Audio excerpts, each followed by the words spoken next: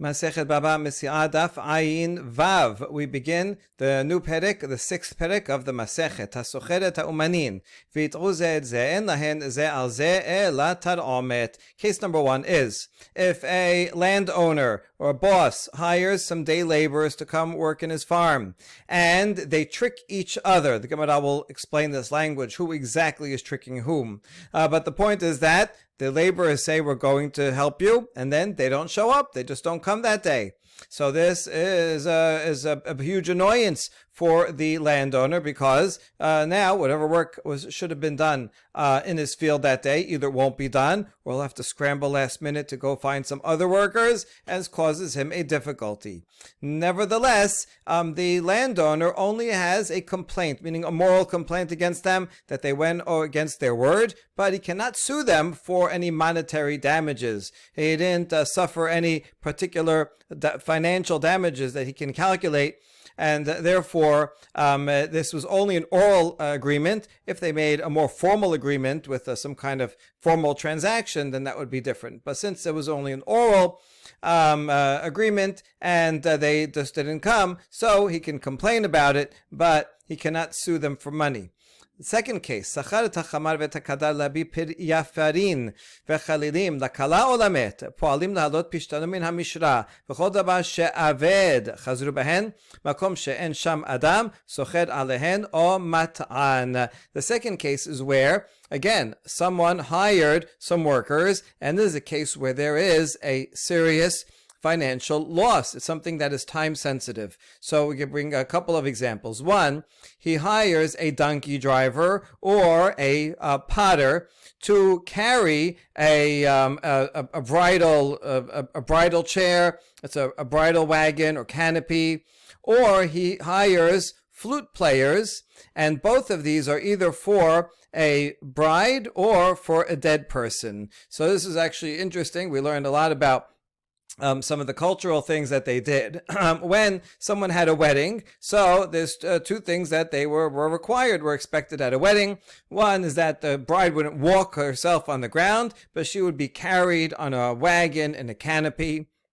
And that there would be flute players accompanying, so as part of the celebration. Now, it happens to be the same two things are required when someone dies. Also, that person is carried in a wagon, and there are flute players. I assume they're playing different tunes, but it is interesting that on these two occasions, we have the same things. But the point is, you need the wagon and the flute players on that day. If the guy says, oh, listen, sorry I didn't show up yesterday, I'll come tomorrow instead. Yeah, the wedding is over, the funeral is over, and now, right, this was something that they just can't make up. So this is a time-sensitive matter that is a problem. Why the potter? It could be either that potters had wagons because they had to transport lots of pots all the time. It could also be that the dalet should be eresh, karar, a wagon driver. Okay, that's case number one. The second one is someone who is soaking flax. Flax grows from the ground. It's very tough. In order to make fabric out of it, you have to soak it for a certain amount of time so that it'll get weakened. If you soak it too long, however, then it rots and goes bad. So he hired some workers. Listen, I need you to take the flax out of the water at this time, and they didn't show up. They didn't come on that day or that time, and now it went bad. So these cases, or any time where there'll be a loss by not showing up, it's not just like in the first case where, okay, that work of shoveling, whatever they had to shovel, won't get done that day. Okay, they'll have to do it the next day. But here, there's a specific loss that's calculable, and the workers didn't show up, and there's nobody else that can do the work. Then the owner can do one of two things. He can hire replacements, even though he's going to have to pay more to replace him. He told the workers that they'll get $20 an hour. He's going to have to find last minute people for $30 an hour. So those workers will have to pay for the loss he'll have to pay that extra $10 an hour that he had to pay for more. Or the landowner can trick them and say, listen, I'll pay you $30 an hour if you come. And they're like, oh, okay, for $30 we'll come. And they come, they do the work. At the end of the day, they say the landowner can say, I tricked you. I'm only giving you $20 an hour. That's what you agreed with in the first place. And if I didn't promise that, then you would not come and I would have a huge loss. And therefore, he can trick them and just make them come. Next case. Hasocheret ha'umanin vechazru behen yadan al hatachtona. If someone hires workers to work for a day or to do a job, and the workers change their mind in the middle, they came to work, they did they worked for half the day, and then they walk off the job, so they are at the disadvantage. They have the lower hand, which means they would have to pay the lesser amount of the following two calculations. Let's say they were hired at $100 a day and they leave in the middle, so the employer could pay them just $50. The other way to calculate is how much will the employer have to pay in order to get other people to finish the job. You take that amount and you subtract it from the 100. So maybe he'll have to pay $70 because of the amount of work done. In order to finish the job. In that case, he only pays 30. The lesser of those two amounts, that's what he'll pay them because they are at a disadvantage. The other way around, similar. Im baal habayit chozer bo yado al hatachtona. Kol mishane yado al hatachtona v'chol chozer bo yado al hatachtona. If the owner changed his mind and said, listen guys, you worked half a day, that's it, go home. So then the owner has to pay the lesser of the following two amounts. Either if he said $100 and he leaves them on the middle of the day, so he'll pay them $50. Or let's say their work was worth a lot, and then later in the day, maybe it's easier work later in the day, or the price of labor went down, and so lots of people, and so now he only has to pay $30 for the rest of the day. He has to give the 100 minus 30, he has to give 70 to the workers. Whichever one is more, he will have to pay the workers because now they have the upper hand, and it's the homeowner that has the lower hand. So the general rule is, and whoever changes from what was agreed upon, it has the disadvantage, and whoever changes their mind or reneges on an agreement, the changes in the middle, they get the lower. Whenever there's two ways to calculate something, whoever makes the change gets the disadvantage. Now, in the first clause, Chazru ze baze lo katane ela hit'ou ze et ze da'atu po'alim ahadadeh. We first interpreted it assuming that it means that either the homeowner or the laborers tricked one another. Either the homeowner by hiring them and then saying, before they started working, forget it. Or the laborers, they said, yeah, we'll come and help you and work for you today. And then they didn't show up. That's what it sounded like it was talking about, that they reneged on the deal. The problem is that it doesn't say actually chazru, that they reneged. It says hit'u, that they tricked one another. So it must be talking about, it sounds like it's the workers that tricked each other, right? That's literally the language. Hamanim hit'u, the umanin, the workers tricked each other. So what does that mean? It must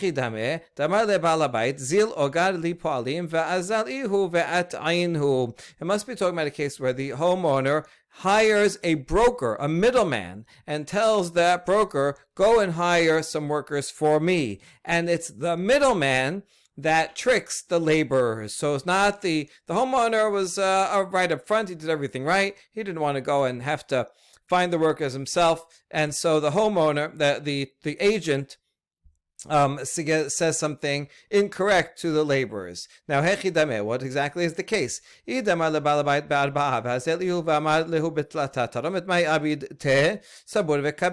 homeowner said, hire people for 4 dinar for a day of work, and the agent went and found laborers for 3 dinar, a better deal. So then why should anyone have a complaint against the other?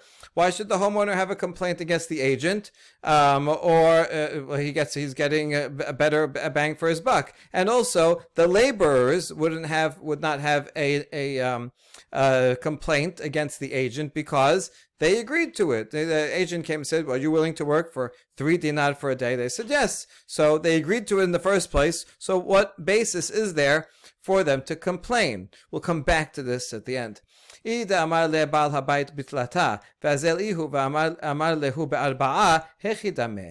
so maybe it's the other way around, that the homeowner said, hire me workers for 3 dinar for a day. And he went and hired workers for 4. Okay, so what's the subcase in that? If the agent said, I will pay you, well then the agent will have to pay them out of his own pocket. The homeowner said 3 dinar, so the homeowner will pay 3 dinar, and the agent will have to suffer the loss because he offered them 4, so that means he's on the line for it. And we're going to prove that an agent who does something wrong will have to pay for an item. Like this, Detanya, socher poel, lasot beshelo, ve'al beshel chavero, noten lo secharo meshalem, ve'chozev v'notel mibal habayit ma she'nehenu. Here's a case of someone, we'll call him the employer. He hires a worker to work for him, for work for himself, to work on his own land. But by some mistake, the employer pointed to a different field, not his own field. He said, that field over there, but he pointed to someone else's field by mistake instead of his own field. And then that worker went and he plowed that other person's field. Now, that employer, he is on the line. He has to pay the full amount, whatever they agreed to, $100 for the day. He has to pay $100 for the day. Now, the employer can go to the owner of that field where the work was actually done and collect that which he benefited, right? Says, listen, I know you didn't ask for it, but someone came and plowed your field today. How much is that worth to you? He'll say, well, that increase in value is $75. Okay, fine. So then he can request that the homeowner pay $75, and the employer who offered $100 has to pay the difference, has to add $25 from his own pocket, even though he didn't benefit anything at all because he's the one that made the deal. So this is similar to the case before, and so the agent should have to pay them, and so there's no complaint. What are they complaining about? They got their 4, and the agent has no complaint because he made a mistake, and so there's no room for a complaint of the employees here. So la sericha d'amalahu secharchem al ba'al habayit. Must be therefore a case where the agent said the homeowner is going to pay you. The homeowner said 3. This agent said 4. The homeowner is going to pay you 4. Okay, that's where the homeowner is not on the hook because he didn't say himself. The homeowner, the agent said, I did not promise that he's going to pay, so he doesn't have to pay. The homeowner doesn't have to pay because he only offered 3. And so the laborers are only going to get 3, and they have a complaint because they were promised 4. Now we ask about that. Why don't you look at the general practice in that place? What's the going rate? Is it 3 or 4? And then let them be paid whatever the going rate is. That would be fair. Why should you say it's a complaint only? If the going rate is 4, then they should get paid. They should get paid 4. And if the going rate is 3, then they have no complaint, right? They're going with the going rate. La siricha dika de megar be'arba'a vika de mitagar betlata. Damru le ilav de amart lan be'arba'a tarchinun mitgarinan be'arba'a. So we're going to see 4 answers to this. The first answer is that we're in a place where some people are hired out for 4 and some people are hired out for 3. And these laborers said, listen, if not that you had told us 4, we would have kept looking for work and gotten 4. We only agreed to come to your field because you said 4. If we knew it was 3, we would have sought out work elsewhere. Now they only have a complaint because some people do work for 3 in that case. So it's only complaint, but they do have a complaint because they say that we could have found 4. Second answer. Second answer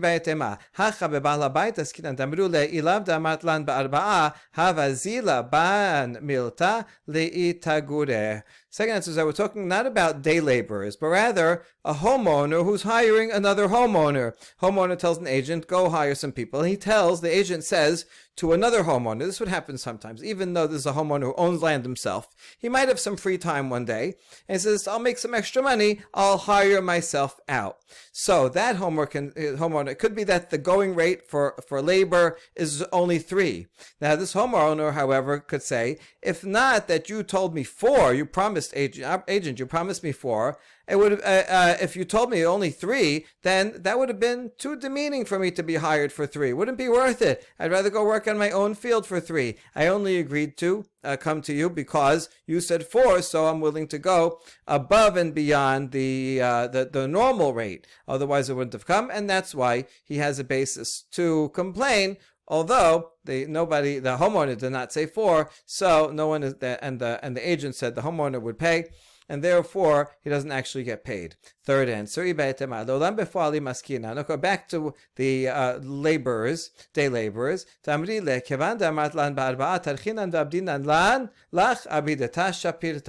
So it's a case where, in fact, it could be a place where it was the going rate was 3. And it's talking about day laborers, and they said, because you said you'd pay us 4, we worked extra hard, right? If we knew we were only getting 3, we would have worked like regular, but we did extra special effort because we were getting paid above the normal amount. Now we ask, well, why not go inspect their work and see if that's true? Maybe they did work extra hard, so check and then really pay them. The answer is birifka. We're talking about when they were tilling the land, and it's hard to tell how much they tilled, how well they did. We ask about that. If tilling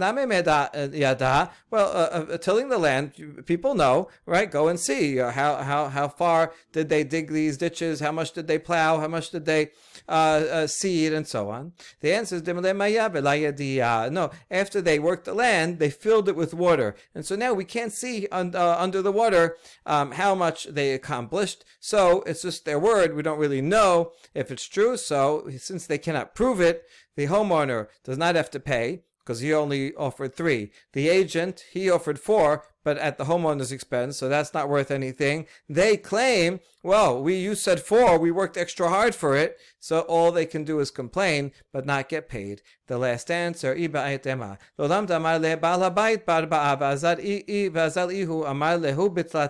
to go back to our original assumption that the homeowner promised 4, and the agent said, would you work for 3? And we asked about that before. The laborers agreed to 3, so what complaint should they have? They still have a complaint because they can quote the pasuk in Mishle, you should not withhold something good from him who it's due. And we were due 4. Now we found out that the homeowner had promised 4, and you should have been offering 4. Even though it's true, we agreed to 3, but you still cheated us out on the potential earnings that we could have had for 4. So they cannot sue for money, but they still do have a legitimate ethical complaint. We now analyze a variation on the previous case. Pishita. אמר לבעל הבית בתלתה, ועזר איהו ואמר להו ב4, ואמרי לה, כמו שאמר בעל הבית, דעתי הוא איהו לה. Let's say the homeowner said, go to an agent, go hire laborers for 3 dinar per day. And he went and he told the laborers, listen, I'm going to hire you on behalf of the homeowner for 4 a day. And the laborers answer, they don't say yes or no. They say, we will come work as per the instructions, the offer of the homeowner. Now, when they say this, now they don't really know what the homeowner says, and they don't know that they're putting themselves into a hole by doing that because the homeowner actually said 3. But what do they have in mind? They know that the agent said 4. So when they say, yes, according to the details of what the homeowner said, in their mind, they're thinking about the 4, and therefore they deserve to be paid 4 as per the what we said before. So that's a clear case. אלא אי אמר לבעל הבית ב4 ועזר איהו ואמר להו בתלתה ואמרי כמה שאמר בעל הבית מאי. If the other way around, the homeowner said to the agent, go offer them 4. The agent went and offered them only 3. And they answered, we agree to the terms that the homeowner said. What do they mean by that? What do we follow? Adibura dide kasamche damri le mehemnat lan dehachi amar bal habayit, or dilma adibura de bal habayit kasamche. Do they have in mind that they are relying on the agent, and they believe the agent? Oh, if you say that the agent said 3, then we must be that if the agent said 3, and they say, we trust you, and that you're reporting correctly what the homeowner said, then yes, we agree with whatever the homeowner's terms are, which we assume must be 3. In which case, they agreed to 3, so that's it. All they get is 3. Or what do they really mean? Listen, agent, we know sometimes agents don't report precisely what the homeowner said. So listen, we're going to agree to whatever terms the homeowner said. Right? We're not trusting you, whatever the homeowner said. And actually, the homeowner said 4. And therefore, the homeowner would have to pay them 4. That's the question. All right, we're going to attempt to bring an answer from an analogy from a different case. So remember here, we have the laborers that agreed to the deal, and the question is, when they say, yes, do they mean that we're relying on what your words are, or we're ignoring what your words are because we don't know if you're reporting correctly? We're going to go with the sender's words. Okay, so look at this following application. Tashema. Habe li giti. Now, you have a husband and a wife, and the husband is going to divorce his wife, but they live far apart, so they have an agent. There are 2 types of agents. One is shaliach leholacha. That's one that has to be appointed by the husband to take it to the wife, and he just carries it, and the divorce does not take effect until the agent gives it to the wife.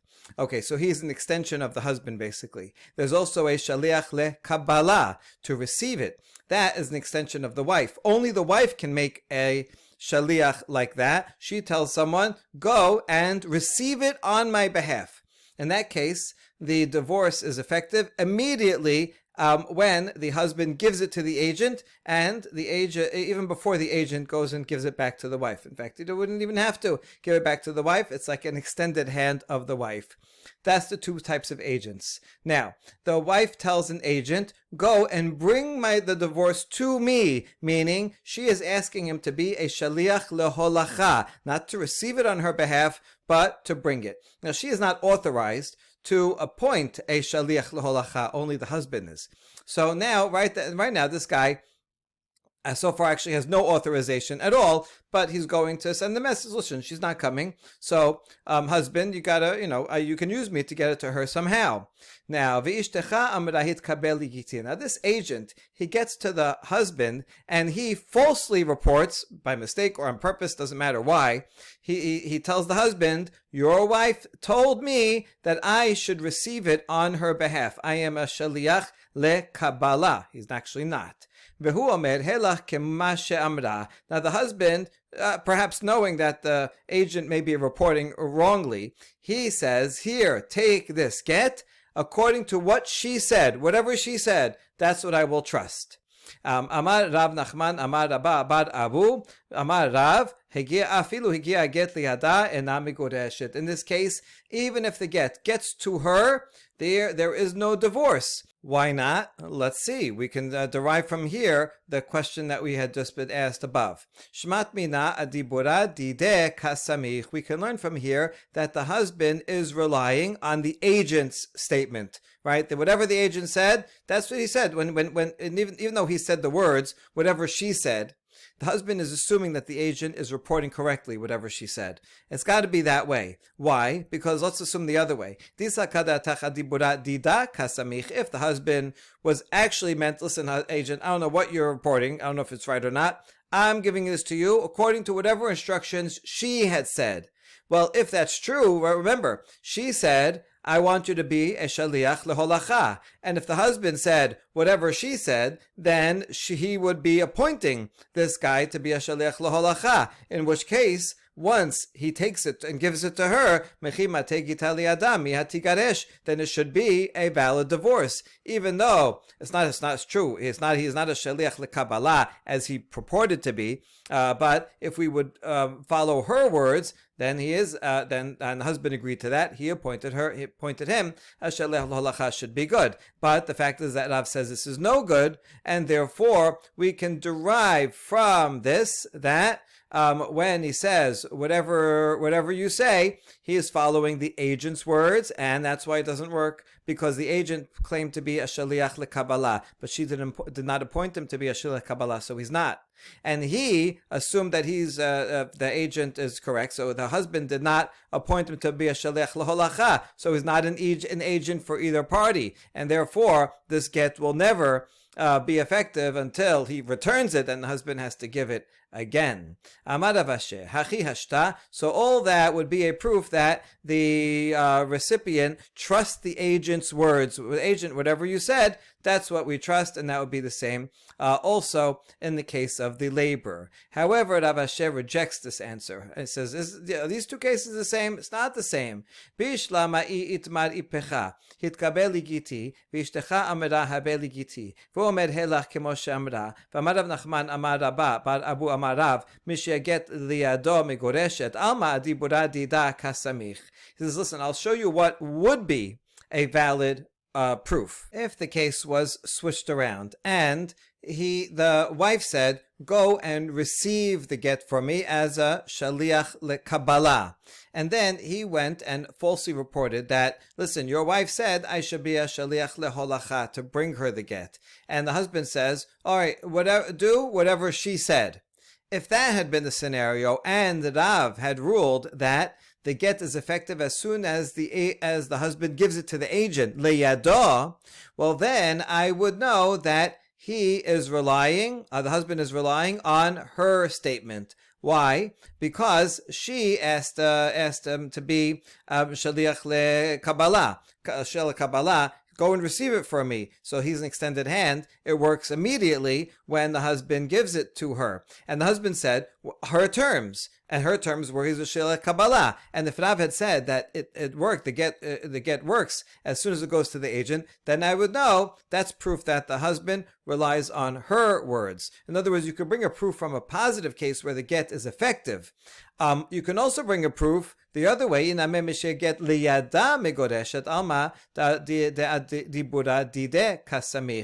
Rav had ruled that the get is valid, but not as soon as the agent gets it, only when it gets to her hand, then I would be able to prove that the husband has in mind the agent's words, because she said be a shaliach lekabbalah. Okay, the agent the agent misrepresented and said make me a shaliach leholacha. The wife said, make me a shaliach leholacha, to bring her the get, and the husband says, yes, do whatever she said, but he has in mind what as reported. And therefore, since he reported that he would be a shaliach leholacha, and the husband says, yes, do that, and the husband has the authority to make a shaliach leholacha, so then we can ignore whatever she said, and he is a shaliach leholacha, then I would know that the husband is relying on the agent's words. Okay, so either of those would be a proof. Ela hatam mishum da'aka shalech l'shlichute legamre tamar le shalech lekabbalah havena leholacha la havena. But in the original case that Rav actually gave his halacha about, in that case the wife said, be a shaliach to bring it to me, leholacha.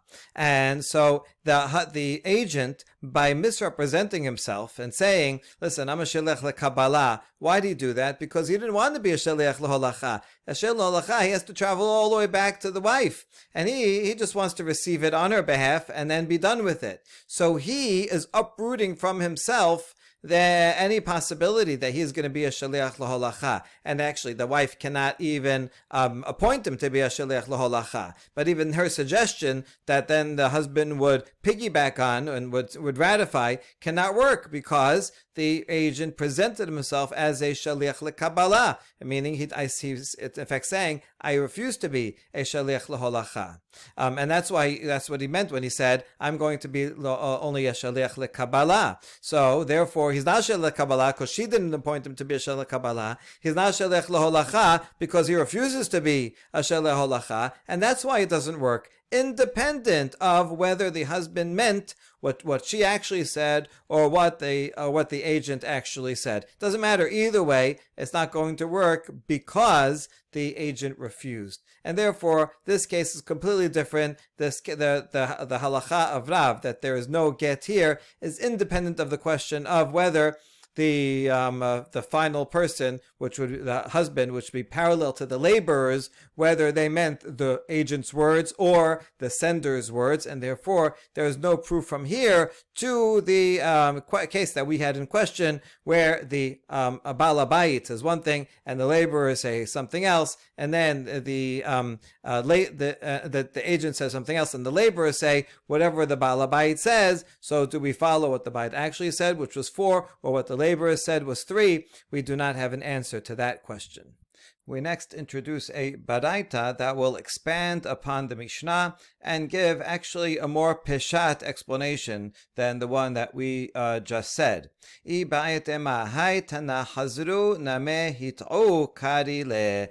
opening question of why did the Mishnah say hit'u, they tricked each other, rather than just they reneged against each other, and because of that word choice, the Gemara so far assumed that it was the landowner that appointed an agent, and the agent is the one who misrepresented what the landowner said, and he said we offered 3, and then the agent said 4, and he tricked them, and that's the case that it was talking about. And so we just discussed the ramifications of that case. But now we say, no, not necessarily. It could be that the author of the Mishnah, the word interchanged the word chazru with the word hit'u, and in fact we can read it in a straightforward manner as we did all the way at the beginning. And this baraita will explain the Tanya. Hasucheret ha'umanin v'hit'u et bal habayit o bal habayit hit'a otan en lahem ze al ze ela tar'omet. There's no agent here, there's no middleman. Rather, it's the landowner who hired workers, and either the workers tricked the landowner, they reneged and they didn't show up to work, or the landowner, after he hired them, then he said, you know what, forget about it, I don't need you. So since they did not start the work yet, so they can only have a grievance against each other, there is no monetary claim. במה דברים אמורים שלא הלכו, אבל הלכו חמרים ולא מסעו תבואה, פועלים מסעו שדה כשהיא לחה, נותן להם שכרן משלם, אבל אינו דומה הבטעון לבעל רקן, עושה מלאכה ליושב ובטל. Now when do we say that there's only a moral grievance? You shouldn't ask someone to do something and then change your mind and say you don't need it. In the meantime, they might have lost out a different opportunity for a different job. You're wasting people's time. So it's a grievance. Now, when is it only a grievance? That's if they didn't show up to work yet. The landowner goes to wherever the workers are, hires them. A few minutes later, or whatever, at some time before they came, they showed up to the field. He goes back to them and says, you know what, I don't need your work. Then it's just a grievance. But if they actually did show up, let's say someone hires a donkey driver to transport something, and they show up to the place, and there is no grain to carry, nothing to carry. Or he hires laborers to work the field, and they get to the field, and it's too moist, and they cannot work the field. So then he has to pay them full wages, mishalem, secharan mishalem. But he has to pay them. But even though it says he has to pay them fully, it doesn't mean the full amount that they agreed upon, because someone who's traveling empty-handed is not the same as someone who's traveling with a full load. In other words, a donkey driver, even though he showed up, and now he's not working. He's not working. Yes, he has to get paid, but he's still working much less, because he can go back empty-handed is easy, rather than with a full load, which would be difficult. So therefore, he has to pay him something, but not the full amount. Same thing with the workers in the field. Someone who's actually plowing the field, tilling the field, a lot more exertion and work, is not the same as someone who's just sitting there because it's too moist. They just sit there. So the landowner has to pay them something, but they would pay them the amount that it would make sense for them to sit and do nothing rather than work. He still has to pay them something because they showed up all ready to work. It's not their fault, right? He promised them the work for the day, but since now it's going to be easier work, you don't have to pay as much. This is like if you call an Uber or a car service, you call, and then if you call back again before they leave, right? And so they'll be annoyed at you, right? That you called and they reserved this driver, but he didn't come yet. So okay, you could cancel. They could just complain. Once he shows up and then you cancel, so then they're going to charge you. Now, how much are they going to charge you? The full amount, $50 to go to the airport, but they didn't actually go. They didn't have to do anything. So they wouldn't charge $50. Uber charges $5. For canceling too late, so that makes sense. Now that,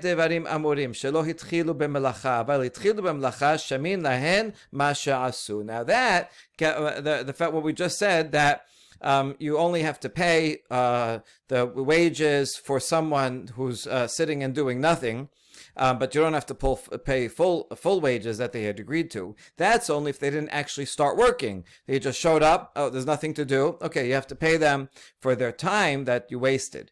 But if they began working, then we appraise how much they've already done. And so if either party then reneges in the middle, so they have to be paid for the work that they actually did in full.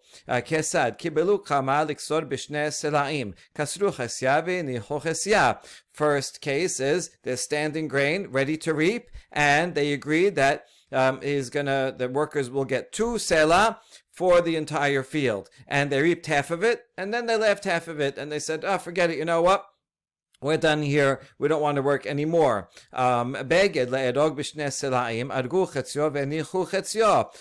he hired someone to weave a garment, and the entire job would be 2 selah. They weaved half of it, and then they said, that's it. We don't want to work anymore. So then we appraise how much did they do, and how much do they still have left, and they will be paid pro rata. היה יפה 6 דינרים, נותן להם סלע, או יגמרו מלאכתן ויתלו 2 סלעים, ועם סלע נותן להם סלע. The next part of Braita says, even if the price of labor went up in the meantime, when he hired them, the price for weaving this entire garment was 2 selah, but now, then they did half. But now the value of that half went from 1 selah to 1.5 selah. 6 dinarim is 1.5 selah. So even though the price went up in the meantime, still the boss, the employer, just has to pay them 1 selah because that's what they agreed to, and they can take that 1 selah and go home, and then the boss will have to go find someone else and might have to pay more.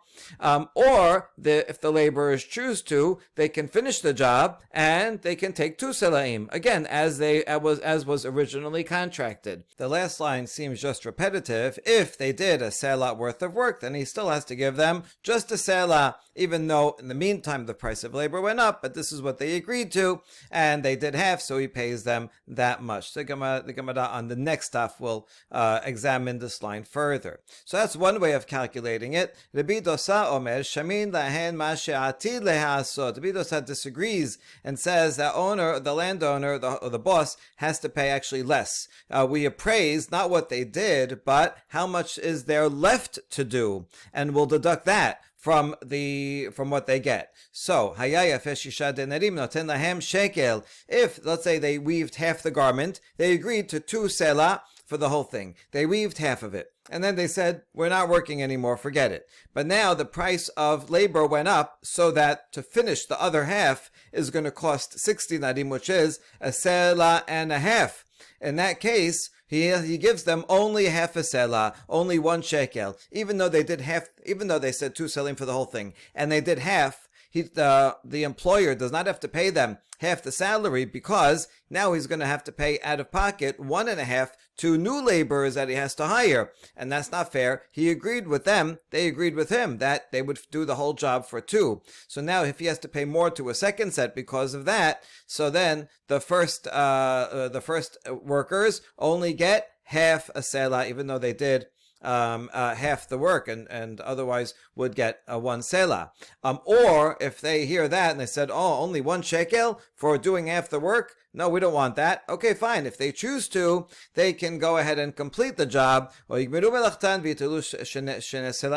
get the full 2 selah that they had contracted for. Vim selah noten lahem selah. And if the current value of labor is still 1 selah, so then the boss will pay them 1 selah for what they did. They can leave, and he'll hire another worker and for a selah to finish the job. So if the price stayed the same, then he can pay them the same ratio. But if the price went up, then the employer pays them less. However,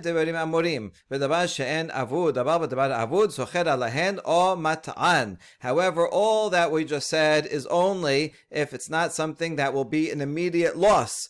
That if this garment doesn't get woven today and they don't show up, so they'll weave the garment tomorrow. There's no major loss here. I mean, he'll lose out using the garment for a day, but that's negligible. So there's no loss. It's just that he didn't get to do the work that day. So then that's the payment structure that we just said. However, if it's a time-sensitive matter, and by not showing up, because it can cause him a major loss, then the employer can hire other workers on their account, on the account of the laborers who didn't show up, or he can trick them. What does that mean?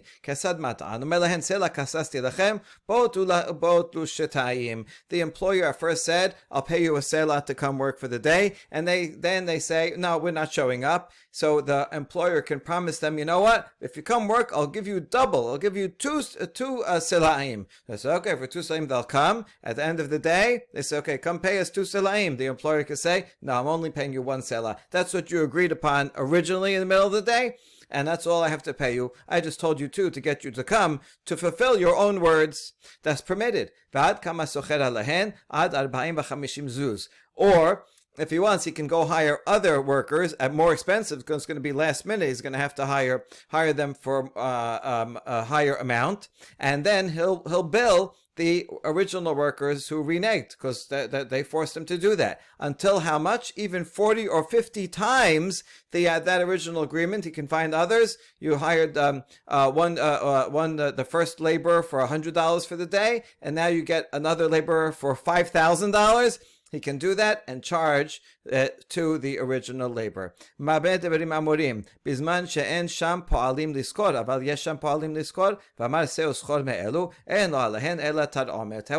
when is that true that you can hire others at the expense of the first ones? Only if there are no laborers around, right? Everybody got hired out already for the day. There's nobody around, and he's going to have to go and hire other landowners, other people that aren't day laborers and wouldn't normally work. That's why you have to pay them so much. Okay, for 50 times the normal wage, yeah, everybody would come and take the job. So there's no other laborers. That's why he has to pay so much. But if there are still day laborers out there, right, you go to the day laborer spot where they hang out and says, oh, you know what, we changed our mind, we don't want to. And there's other people, right, go hire from these people. And then there's only complaint. It's annoying because he hired them and they reneged, but there's no actual loss because there's still laborers readily available that he can go and hire. Tana kameh derav. Noten lahem secharam mishalem. Amar le Habibi amar ilu ana havai la havaya hibna lehen ela kepoel batel. Vat amar noten lahem secharan mishalem. So a reciter of Baraitot recited the Baraita that we just said before Rav, and he talked about the case where the donkey driver shows up, but there's nothing to haul away. There is no grain there. So the employer who hired him still has to pay him fully. Secharan mishalem, shalem, full payment. So then Rav said, Habibi Amad, in the name of his uncle, Rabbi Chiya, he said, if I was there when they first were discussing this and composed this Baraita, or if I was there in that and involved in that case, I would not have given the donkey driver the full amount, but rather like a poel batel, like someone who's standing idle. How much would you take to not have to work hard and just sit and do nothing all day? I wouldn't give give him his full wages. Maybe a donkey driver would take $200 for a lot of labor for the day. But if you ask him, how much would you take just to sit and relax? Rather than that, maybe he would take $50. So I would pay him only the $50. And you say you should pay the full amount? I don't agree with this baraita. Doesn't make sense. Now we ask, hold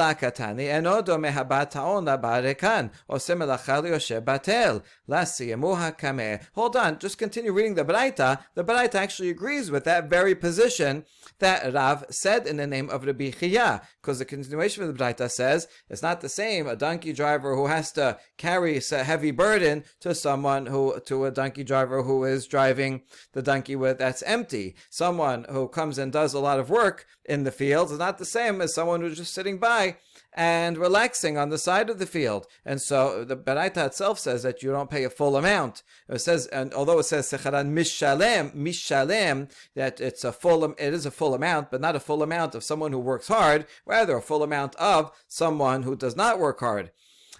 So how come Rav said that? And the answer is the Tana did not complete the whole Braita. The Tana only quoted the beginning of the Braita that said Secharan Mishalem, and did not continue with the rest of the Braita where it says, it doesn't mean a full amount of someone who works hard, only like a Poel Batel. But in fact, Rav and the full Braita are in agreement. So Rav and the Bichia had good intuition, even though they didn't hear the entire Braita, they filled it in themselves and figured, the Braita must mean that, this must be the law. Ika de amre, siyemuha kame, v'hachi kamar, chavivi amar, ihavai ana, another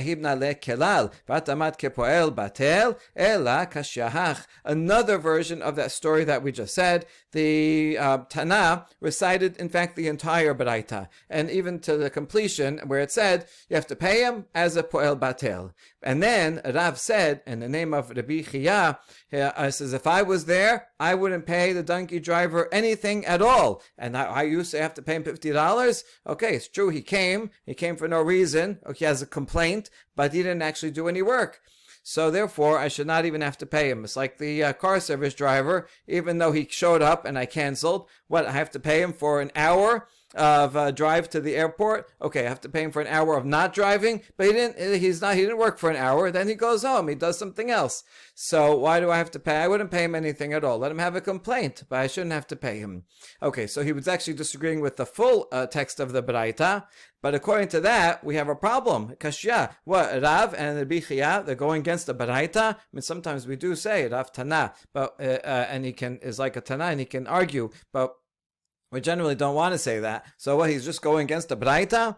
La kashya ha de sayere le'ar'e me de urta, ha de la sayere le'ar'e me urta. Actually, they're talking about two different cases. The case that Rabbi Chia was talking about is when he says you don't have to pay at all. That's when the landowner had surveyed his land the night before. He went around and he said, the land is ready for plowing, and so he goes and hires the workers, and then it turns out overnight something happened. It rained, it got too wet, and they couldn't work it. But he did everything he could to make sure that the land was ready, and then it's beyond his control that it rained in the morning, and now they can't work it. So then he doesn't have to pay anything at all, and there's only a complaint. However, the Braita that says you have to pay poel batel, that's when the landowner did not inspect the land from the night before. If he had gone and inspected, he would have seen that already from the night before it was evident that it was too wet and it was impossible to plow,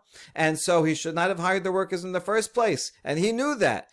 So since he didn't do everything he could, he deserves that penalty. You should have, and you didn't check. So now you have to pay the farmers that come as a poel batel. They're talking about two different cases, and we see that this is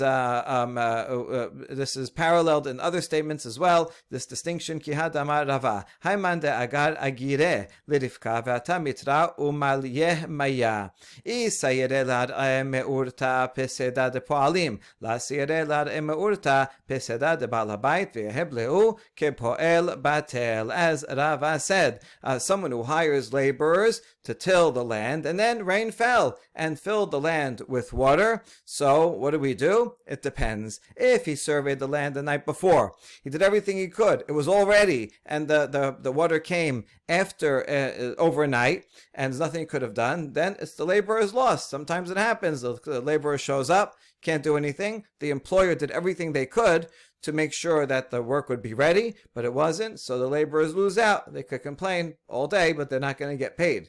However, if the landowner did not survey the land the night before, so then he was negligent. He shouldn't have hired them in the first place. He should have known better. So since he was negligent and at fault, he has to pay them as a poel batel. Baruch Adonai leolam. Amen v'amen.